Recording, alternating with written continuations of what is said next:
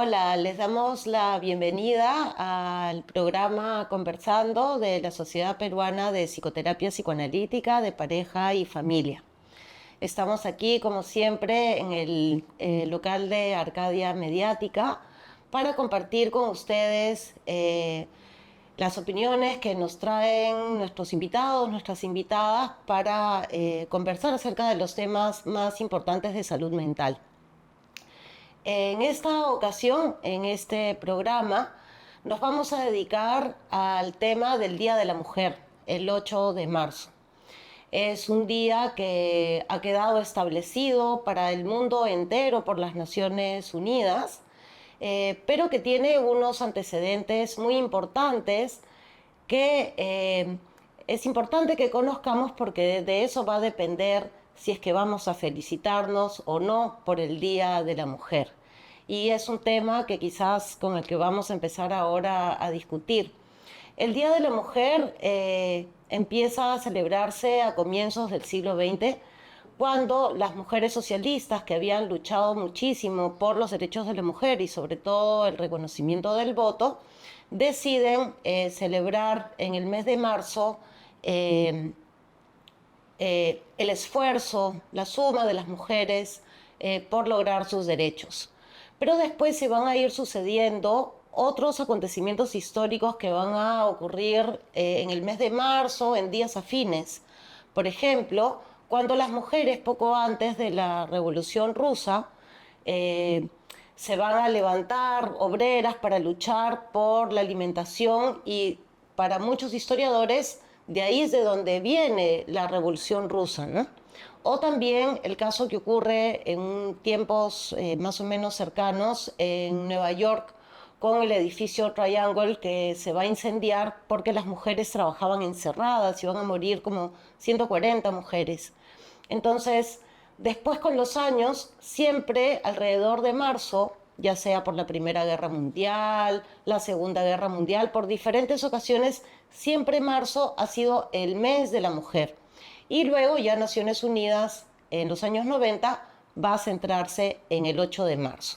Entonces, nos vamos a felicitar por el Día de la Mujer. Para responder esta pregunta y empezar a conversar, nos acompañan Hilda Fuentes, ella es psicóloga clínica, psicoterapeuta vincular, y nos acompaña Tesania Velázquez, doctora en psicología y especialista en temas de género. ¿Cómo están? ¿Qué Hola, tal? hola Carla, hola con todas, todos, todes. Un gusto poder conversar con ustedes, con las personas que nos siguen, sobre un tema que convoca y además que es de suma importancia poder conversar sobre eso. Hola Carla, hola Hilda, gracias por la invitación y por la posibilidad de compartir justamente con todas las personas que nos acompañan, que nos siguen a través de las redes sobre el 8M, ¿no? Sabemos lo que significa, así que estamos acá para conversar sobre ese tema. Entonces, para comenzar, quería preguntarles si podríamos hablar del Día de la Mujer o del Día de las Mujeres. ¿Es que todas las mujeres somos iguales? ¿Todas las mujeres somos diferentes? Empecemos por ahí. Bueno, me quedé pensando antes de ir conversando sobre lo que planteas en esto de felicitar o no. Pensaba también en la banalización sobre, digamos, designar un día para conmemorar, para llamar la atención, para concientizar cuando surgen días de todo, ¿no? Entonces, creo que se corta la potencia. O sea, más allá de felicitar, yo creo que es un día importante porque lo que busca es llamar la atención sobre un tema que es medular para toda sociedad, que es la mujer, su participación en la sociedad, como eh, las cosas que han venido consiguiendo, el lugar donde se sitúa desde un modelo, digamos, más estructural, no sé, pero en todo caso creo que hay una banalización sobre los días y creo que eso resta potencia. Coincido, Hilda. Creo que lo importante que tenemos que subrayar el 8M es más bien como visibilizar todo aquello que aún queda pendiente, ¿no? O sea, Ujú. creo que focalizarnos en esta banalización nos hace perder de vista esos desafíos, esas grandes dificultades, esas grandes desigualdades, esas situaciones de inequidad, ¿no? La violencia es un ejemplo clarísimo de todo lo que nos falta todavía para poder hablar de una situación de equidad e igualdad en nuestra sociedad entre hombres y mujeres. Entonces, creo que el 8M es más bien la oportunidad para renovar una apuesta política por Ujú. seguir trabajando, por seguir visibilizando esos temas que existen todavía tan presentes, que lo vemos en nuestra sociedad en el día a día, ¿no? Entonces, creo que tenemos que darle la vuelta, ¿no? No quedarnos en la celebración, no quedarnos solamente en las flores que pueden estar asociadas a un día como es el 8M, sino más bien generar espacios de discusión, de debate, como estos, justamente Ujú. para ir pensando qué es lo que queda pendiente para seguir trabajando en temas de equidad de género.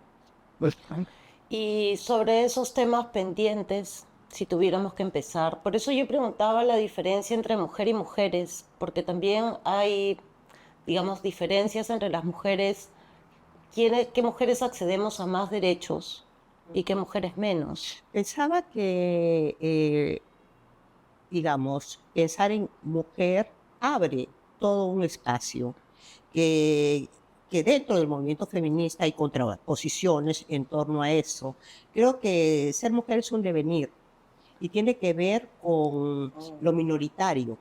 Y lo minoritario no es número, no es un número estadístico, digamos cuántas mujeres somos y somos menos que los hombres, no. Es minoritario porque el sistema está construido desde un modelo determinado donde hay un sector que es menos favorecido. Desde ahí es minoritario. Entonces, poder pensar en las minorías, sea mujeres, sea obreros, sea no sé, uno de los sectores rurales, los más pobres, etcétera, creo que es lo importante y creo que en el centro está la mujer, en el centro de las luchas por las minorías. Por eso creo que lo que se busca es subsumir, banalizar, quitarle potencia, porque creo que de Mm. todas las luchas, la lucha por la igualdad, por la búsqueda de mayor equilibrio, de ser vistas, de ser pensadas, de participar, es lo que ha quedado relegado, pero por un sistema. ¿Mm? Y, o sea, creo que tratando de responder a tu pregunta, Carla, y a lo que está Ujú. planteando Hilda, me quedo pensando en estas diversidades, ¿no? Y Cómo a veces nos cuesta identificar que hay tanta diversidad, ¿no? O sea, como tú bien señalabas, ¿no? O sea, diversidad porque no solamente podemos decir que existe una mujer, sino que existen mujeres.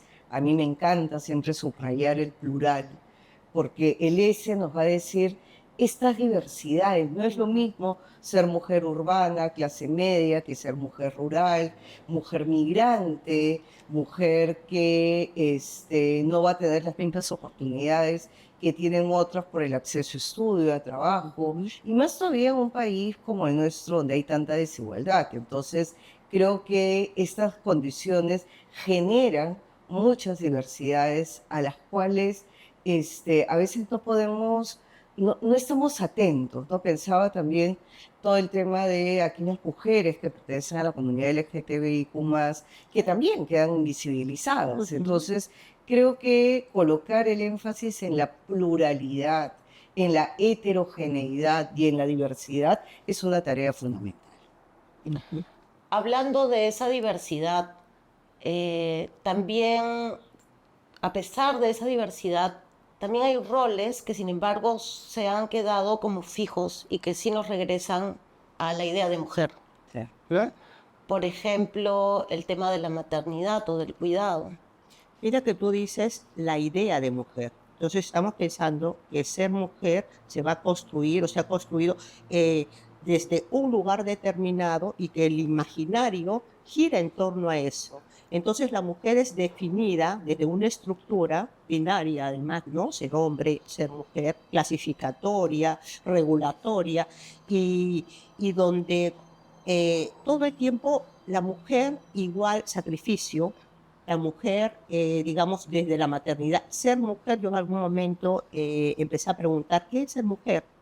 Mujeres, y casi la gran mayoría me hablaba de ser madre, ¿no? Entonces hay una especie de ecuación. ¿Y qué pasa con las que no pueden ser madres o no desean ser madres? ¿Dejan de ser mujeres? Entonces, creo, y además que viene ser madre, digamos, ser mujer igual a ser madre con toda una definición que está como introducida ahí, o sea, características determinadas que designan roles y lugares desde dónde ser. Y que cuando no caemos en eso, aparecen, imagino que después lo vamos a tocar, ¿no? El tema con respecto a la salud mental, ¿no? Sentirme inadecuada, insuficiente, ansiosa, porque además estoy no cumpliendo lo que me definiría a mí como mujer. ¿Mm? Así es. Y lo hemos pasado todas, ¿no? O sea, Exactamente, sí. lo hemos pasado todas y todas hemos pasado por esa situación cuando llega a determinada edad y comienza el tema de, oye, pero una mujer tiene que ser madre, una mujer tiene que dedicarse a la casa, una mujer tiene... O sea, esta idea de mujer de la que planteaba Carla, sí, pues, o sea, como todas nosotras y como muchas mujeres hemos vivido de repente también con lo que implica y con lo que significa ser mujer en nuestra sociedad. Y por eso creo que enfatizar en la diversidad es fundamental, ¿no?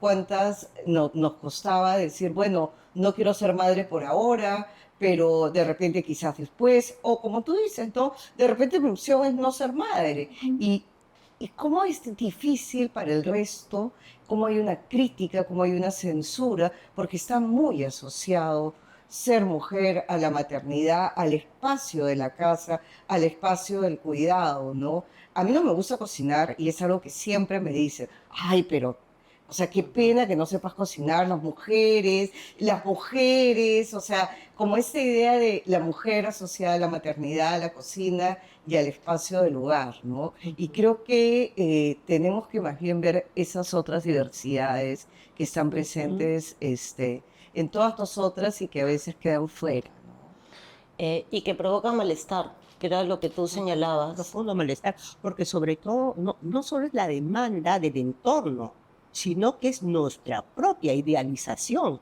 Entonces, ¿cómo luchamos con eso?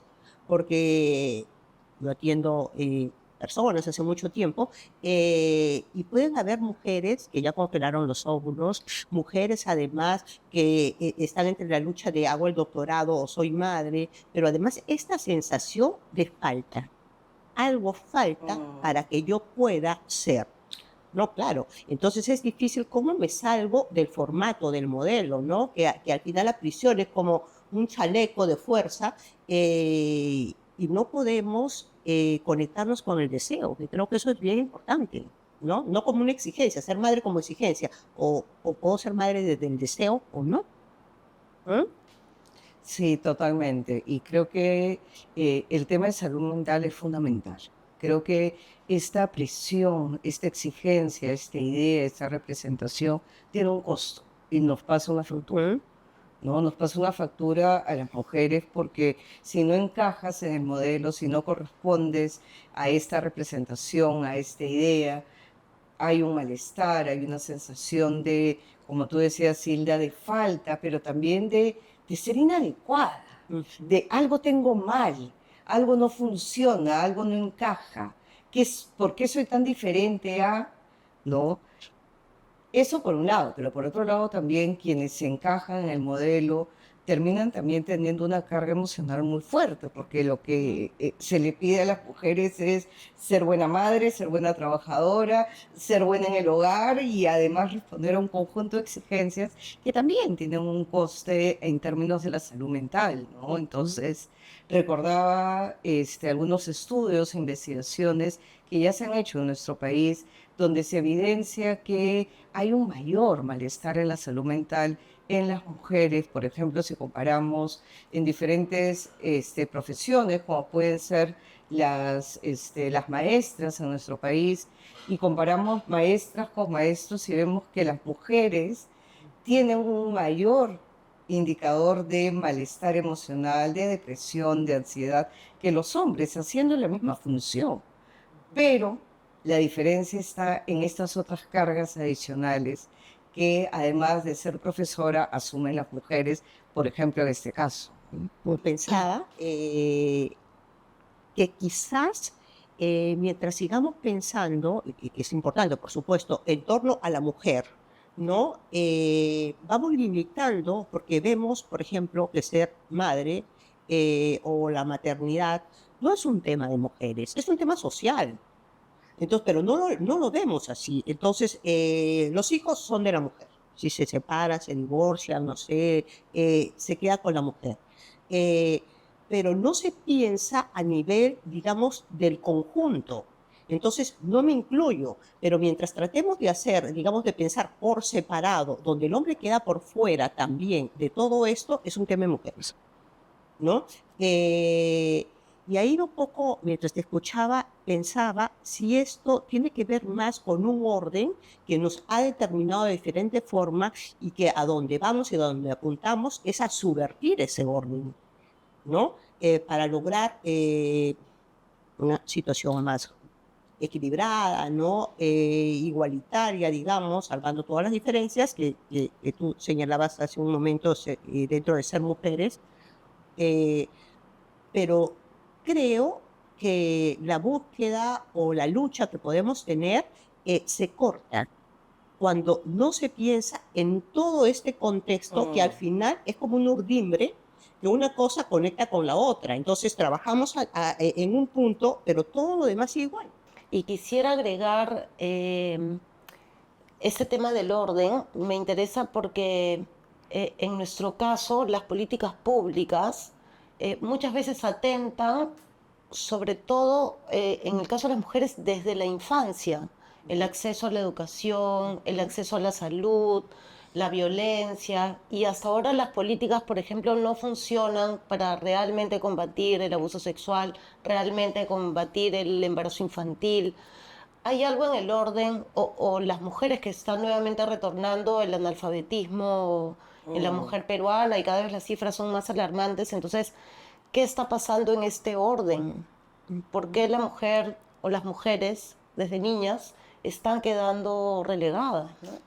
Qué importante subrayar no solo esto que estamos viendo de lo que pasa con las mujeres, sino cuál es el sistema, este orden que sostiene esta inequidad, esta desigualdad, ¿no? Creo que todavía tenemos mucho para seguir pensando cuáles son esas estructuras que hacen, como bien dices, Carla, que el acceso a salud, educación, comience a notarse que hay una brecha entre hombres y mujeres desde muy pequeños, quienes acceden, quienes quedan fuera, ¿no es cierto? ¿Para quién está pensado este sistema, ¿no? Y cómo definitivamente la experiencia de lo femenino no siempre está incorporado, ¿no? De manera que hay algunas experiencias de las mujeres que no son incorporadas en los sistemas de salud, que no son incorporadas para el tema de educación. Estoy pensando, por ejemplo, en la menstruación, que es un tema del que no se habla. No se habla ni en la escuela, no se habla en los sistemas de salud. Y hay una diferencia ahí clarísima que lo que acentúa más bien son brechas de acceso a información y de acceso a servicios que luego van a ser fundamentales para el bienestar de las mujeres o en este caso de las más adolescentes cuando recién comienzan los procesos de cambio, ¿no? En la pubertad. Pensaba también que aún nos queda mucho que hablar sobre el tema de violencia. Violencia es quizás el punto nodal para evidenciar que aún hay una gran brecha de acceso a servicios, de acceso a información, de acceso a vivir una vida plena, que no la tenemos las mujeres porque justamente hay situaciones de acoso sexual callejero, de acoso sexual laboral, en los diferentes espacios donde todavía se siguen reproduciendo situaciones de violencia que colocan a las mujeres en una posición de malestar, de desigualdad, que todavía se sigue reproduciendo y que se mantiene. Y mira, por lo que vas diciendo, pensaba en todas las violencias que cuando se trata de violencias en la pareja, por ejemplo, se puede colocar en el ámbito de lo íntimo y pierde potencia. ¿No? Pierde potencia porque, bueno, al final era un tema de pareja. Entonces lo encerramos, porque la mujer quedó relegada a la casa y encerrada. Eso ha cambiado mucho, pero no del todo, ¿no? Y entonces pensaba en torno a eso, es un tema bien complejo, porque, por ejemplo, las violencias que tienen que ver con la sexualidad y que tienen que ver con el poder o el dominio del cuerpo de la mujer, eso tampoco se habla. Entonces, al final, vamos como separando las cosas y reduciéndolas y no conectándolas, cuando en realidad es un tema social, y lo voy a casar a repetir, que tiene que ver con un formato establecido, donde de alguna manera este binarismo también encierra al hombre. O sea, no es cuestión de hombres o mujeres, es cuestión del patriarcado como un modelo, como un sistema político, económico, social, que nos dice cómo ser y de dónde ser.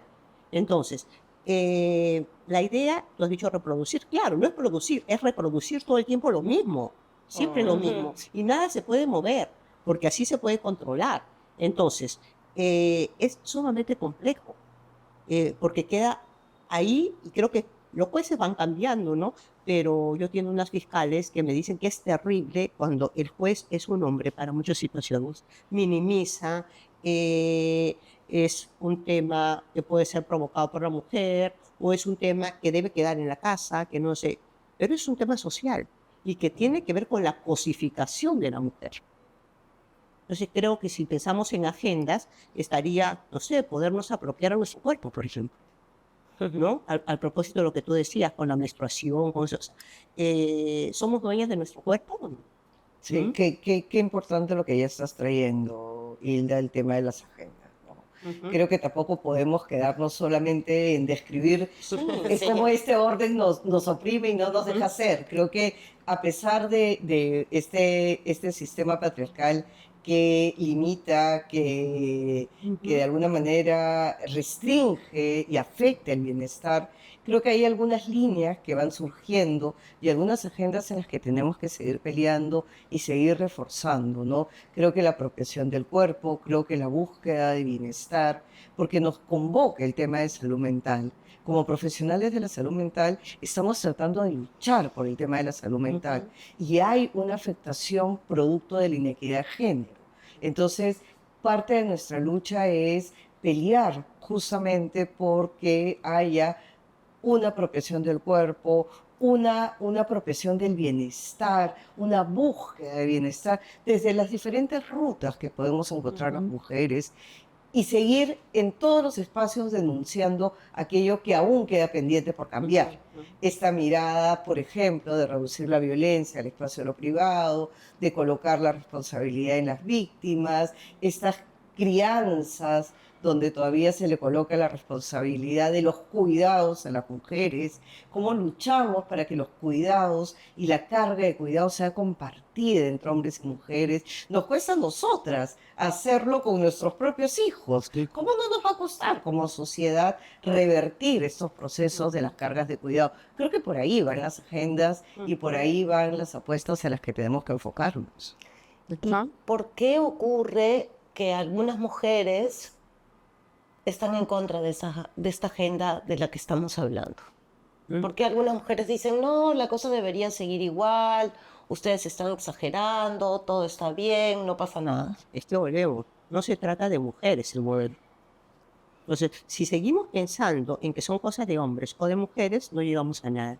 Tú hablabas en torno a las agendas de Sania de por dónde podemos entrar, porque se ha conseguido mucho a nivel, digamos, macro, ¿no? Entonces, 8 horas de trabajo para la mujer, ¿no? En algún tema, y digamos que se pueden implementar políticas de salud más igualitarias, pero creo que regresar al lugar donde la mujer puede de manera activa transformar o abrir líneas que desterritorialicen ese modelo es la casa.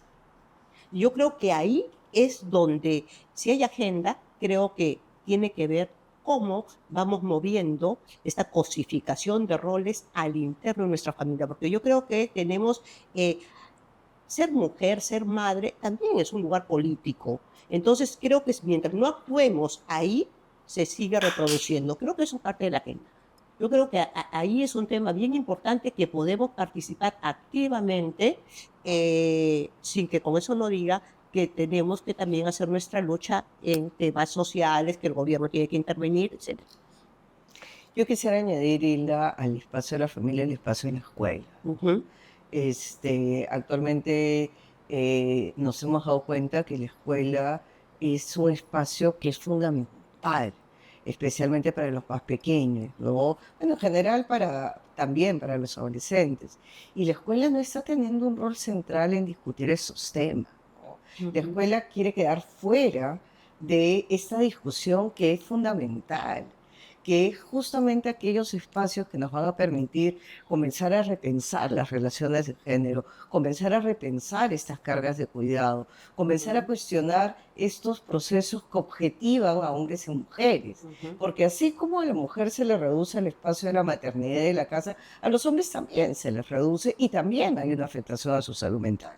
Entonces, creo que así como el espacio de la familia es fundamental, creo que el espacio de la escuela también debería ser un espacio central para discutir y comenzar a problematizar estos roles de género que nos están perjudicando como sociedad y que además genera una afectación al bienestar socioemocional, ¿no es cierto?, de las niñas y los niños. Claro, que implica además una organización al interno, digamos, de la familia y que, bueno, la escuela con este espacio de sociabilización, pero pensaba, por ejemplo, mientras no se consiga pensar el bienestar familiar en el y eso incluye al padre e incluye a los hijos, entonces no se produce nada porque se reproduce, pero no se produce nada nuevo, en el sentido que la mujer sigue trabajando 8 a 10 horas, digamos, entre que va y viene, y con este transporte es terrible, puede ser más, pero se tiene que levantar 5 de la mañana, escucho a mis pacientes, 4:30 de la mañana, porque tiene que cocinar, hacer las loncheras,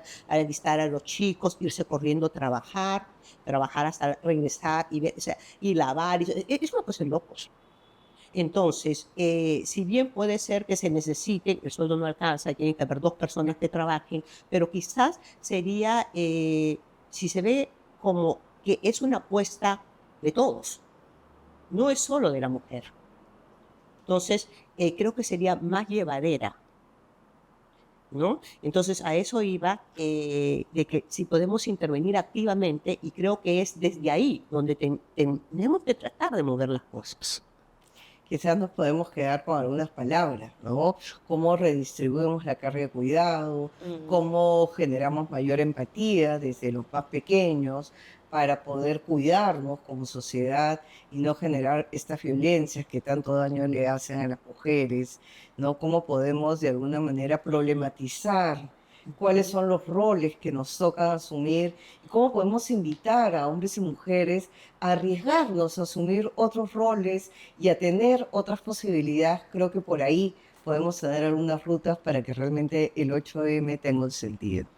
Y ahí entra otro tema importante, interesante, ¿no? Porque si es el hogar y las tareas se podrían redistribuir, ¿por qué las tareas del hogar son consideradas algo inferior, algo menor?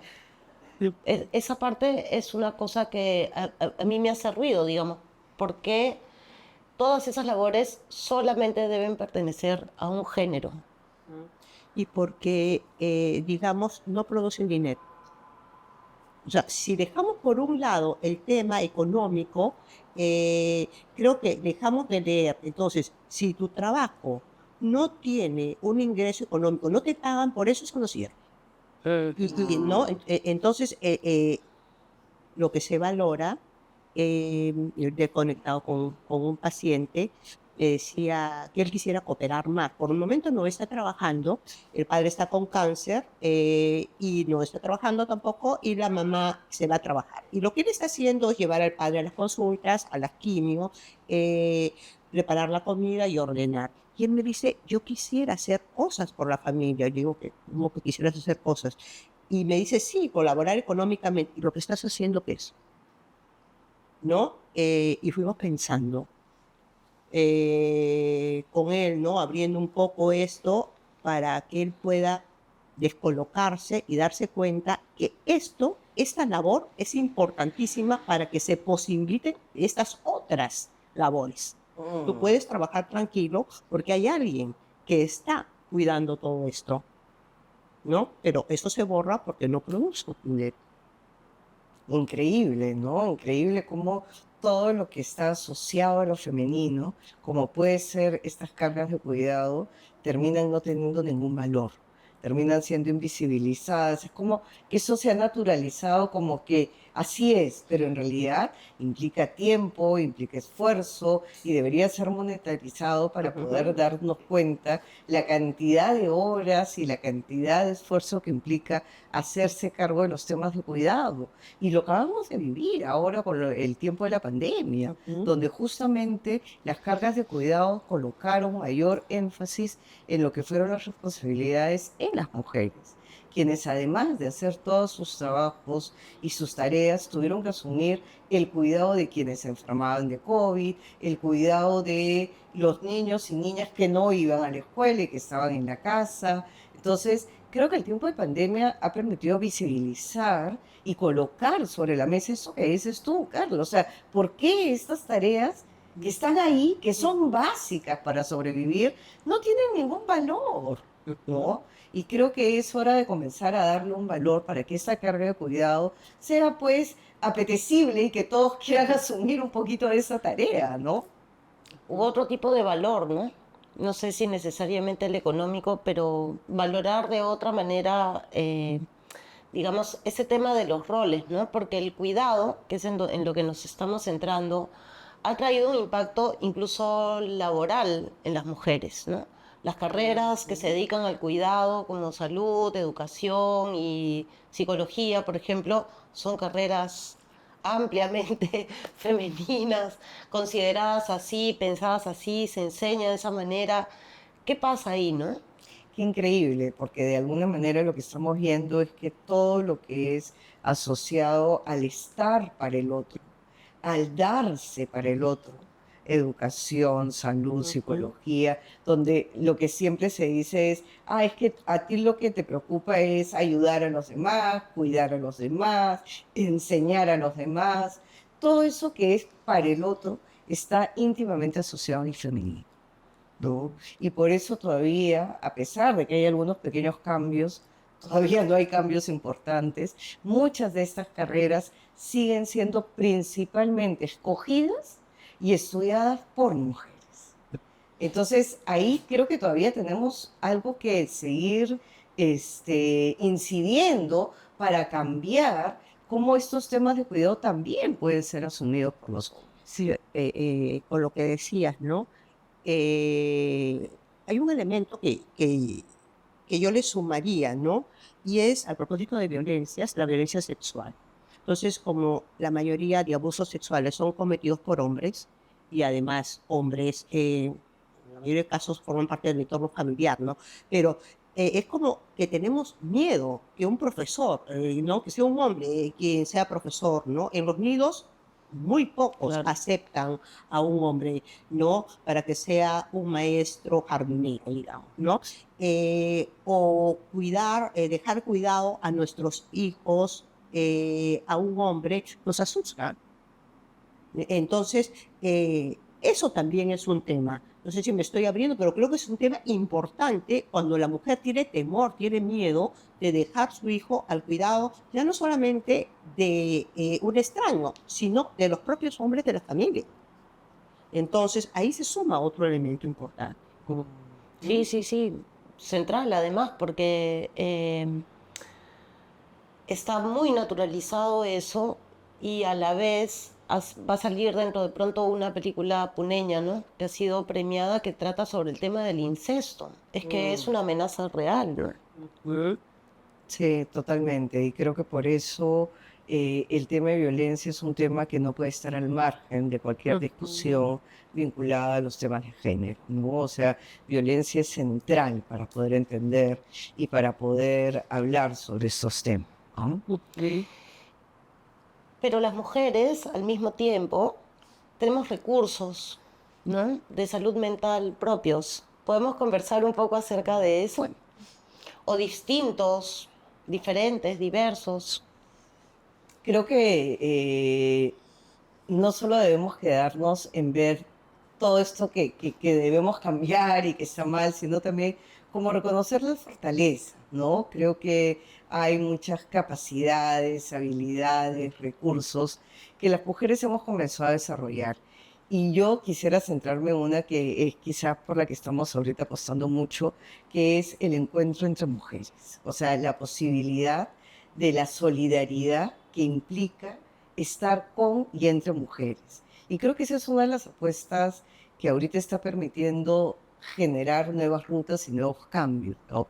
Y me refiero a las mujeres al interior de una familia, madre, hermanas, primas, hijas, me refiero a las amigas, me refiero a estas redes de soporte que estamos construyendo entre mujeres y que son fundamentales para poder Ujú. de alguna manera comprender lo que nos pasa, para poder arriesgarnos a hacer nuevas cosas, para poder generar un soporte para también hacer frente a las demandas, a las violencias, a las exigencias que están ahí. Creo que eso es una fortaleza, creo que eso es un recurso y que está íntimamente asociado a salud mental.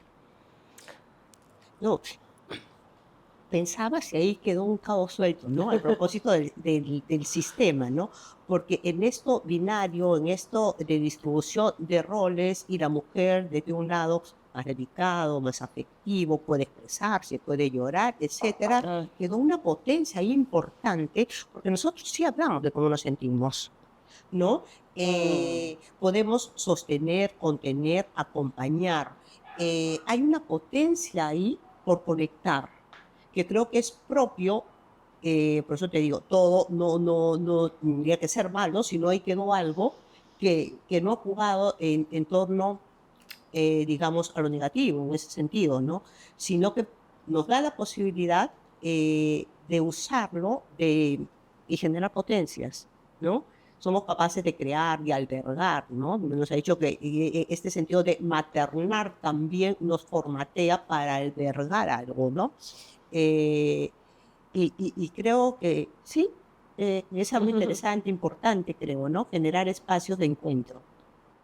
Ujú. Y sorprendernos con las cosas que podemos hacer, que se hacen, ¿no? Estaba pensando, por ejemplo, en las mujeres cuando bordan o cuando tejen y van contando sus cosas. Otras mujeres que más bien prefieren un café y unos libros y ponerse a Ujú. conversar, ¿no? Tenemos como diferentes recursos. De hecho, es algo conocido que, por ejemplo, cuando hay violencia, eh, muchas veces dentro de las parejas, el hombre corta justamente los nexos de esta red de la mujer de soporte, de albergar, digamos, que estamos mencionando, ¿no? Porque sabe que esa es una fortaleza muy grande, ¿no? Eh, y también es cierto que contar con esta eh, especialización, digamos que el orden social nos dio más o menos del siglo XVIII de que nosotras nos encarguemos de lo sentimental, también nos ha traído buenas consecuencias, ¿no? Y mira que pensaba en la pandemia, las mujeres empezaron a convocarse de manera espontánea para cocinar de manera conjunta, no necesariamente un comedor popular, no, sino que surgían formas de sortear las dificultades. Creo que eso es propio también de la Mm, mujer, de encontrar maneras creativas para sortear la adversidad. Y creo que ponerle la luz a eso es importante, porque a veces ni uno mismo se la cree, ¿no? Y creo que es importante ponerle la luz, ¿no? Mira estas iniciativas, mira estos espacios de encuentro, mira cómo van surgiendo diferentes condiciones para que las mujeres puedan de alguna manera desde la sororidad comenzar a construir, comenzar a verse de otra manera, a relacionarse de otra manera. Y creo que hay que colocarle la luz también a esas experiencias. También hay mujeres muy competitivas, ¿ah?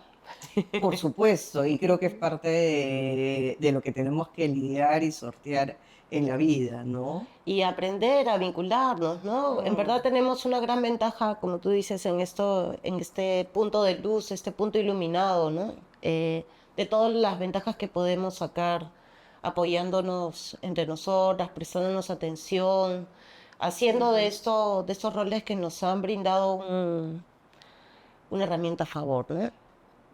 No sé si ustedes quieren agregar algo antes de terminar, porque ya tenemos que terminar el programa. La verdad que está muy interesante. Hay un montón de cosas que podríamos agregar, Sí, ¿no? estaba Pero bueno, pensando, por ejemplo, en el Perú, todo lo que implicó el feminismo de fines del siglo pasado, que las mujeres ingresáramos al mundo cultural, ¿no? A publicar cuentos, novelas, poemas, canciones, o sea, digamos, toda la posibilidad creativa de la mujer, también todo lo que ha ganado, ¿no? Yo creo que sí hay una diferencia generacional entre nuestras abuelas, nosotras y nuestros hijos. Y esperemos que sigan habiendo nuevos sí, espacios, sí. nuevas rutas, nuevas cosas que vamos conquistando, que nos vamos apropiando.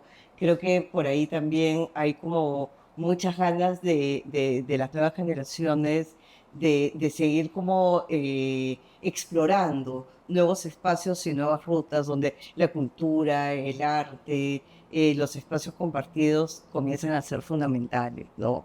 Creo que todavía nos queda muchísima tarea y especialmente desde la salud mental, creo que nos toca repensar los roles de género porque nos encasillan, nos limitan y no nos permiten vivir, brillar y crecer.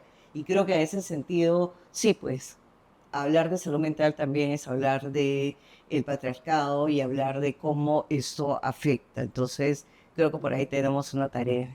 Sí, pensaba en la escritura femenina como una apuesta importante donde se va escuchando una voz que no va a aparecer, digamos, en escritos de los hombres, ¿no?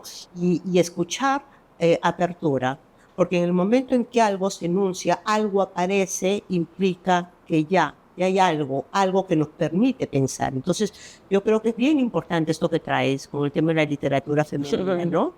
Escribir desde otro lado, por fuera. Esa es Sí. la idea. Ir pensando por fuera del sistema es una apuesta súper grande. ¿Cómo pensar por fuera?